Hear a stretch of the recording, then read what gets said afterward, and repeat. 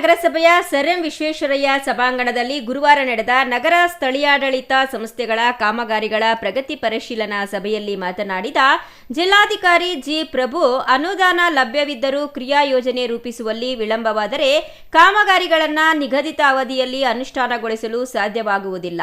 ಇದರಿಂದ ಸಾರ್ವಜನಿಕರಿಗೆ ದೊರೆಯಬೇಕಾದ ಮೂಲಭೂತ ಸೌಲಭ್ಯಗಳು ಹಾಗೂ ಅಭಿವೃದ್ಧಿ ಕಾರ್ಯಗಳು ತಡವಾಗುತ್ತವೆ.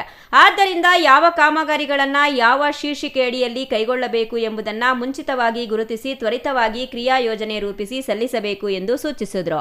ನಗರ ಸ್ಥಳೀಯ ಸಂಸ್ಥೆಗಳಿಗೆ 15ನೇ ಹಣಕಾಸು ಆಯೋಗ, ರಾಜ್ಯ ಹಣಕಾಸು ಆಯೋಗ, ವಿಶೇಷ ಅನುದಾನ, ಯೋಜನಾ ಅನುದಾನ ಹಾಗೂ ಅಮೃತ್ ನಗರೋತ್ಥಾನ ಯೋಜನೆಯಡಿ ಲಭ್ಯವಿರುವ ಅನುದಾನಗಳಿಗೆ ಅನುಗುಣವಾಗಿ ಕಾನೂನುಬದ್ಧ ಕ್ರಿಯಾ ಯೋಜನೆಯನ್ನು ಆಗಸ್ಟ್ 8ರೊಳಗೆ ಕಡ್ಡಾಯವಾಗಿ ಸಲ್ಲಿಸಬೇಕು ಎಂದು ನಿರ್ದೇಶನ ನೀಡಿದರು.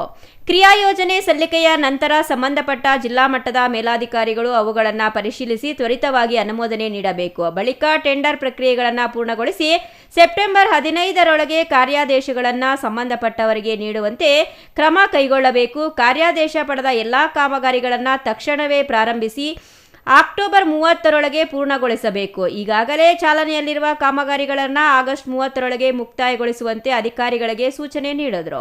ಕಾಮಗಾರಿಗಳ ಅನುಷ್ಠಾನ ಹಾಗೂ ಪ್ರಗತಿಯನ್ನ ಜಿಲ್ಲಾ ನಗರಾಭಿವೃದ್ಧಿ ಕೋಶದ ನಿರ್ದೇಶಕರು ಕಾಲಕಾಲಕ್ಕೆ ಪರಿಶೀಲಿಸಿ ವರದಿ ಸಲ್ಲಿಸಬೇಕು.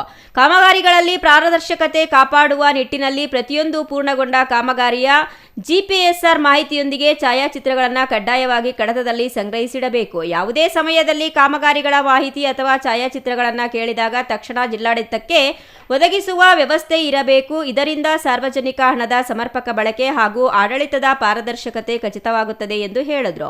ಹಿಂದಿನ ಆರ್ಥಿಕ ವರ್ಷದಲ್ಲಿ ಪೂರ್ಣಗೊಂಡ ಕಾಮಗಾರಿಗಳಿಗೆ ಪ್ರಸ್ತುತ ಆರ್ಥಿಕ ವರ್ಷದ ಅನುದಾನದಿಂದ ಹಣ ಹಂಚಿಕೆ ಮಾಡುವ ಸಂದರ್ಭಗಳಲ್ಲಿ ಸಂಬಂಧಪಟ್ಟ ಮೇಲಾಧಿಕಾರಿಗಳ ಆಡಳಿತಾತ್ಮಕ ಅನುಮೋದನೆ ಕಡ್ಡಾಯವಾಗಿ ಪಡೆಯಬೇಕು. ಅನುಮೋದನೆ ಪಡೆಯದೆ ಅನುದಾನ ಬಿಡುಗಡೆ ಅಥವಾ ಹಂಚಿಕೆ ಮಾಡಿದರೆ ಸಂಬಂಧಪಟ್ಟ ಅಧಿಕಾರಿಗಳ ವಿರುದ್ಧ ಕಾನೂನು ಕ್ರಮ ಜರುಗಿಸಲಾಗುವುದು ಎಂದು ಜಿಲ್ಲಾಧಿಕಾರಿ ಎಚ್ಚರಿಕೆ ನೀಡಿದರು.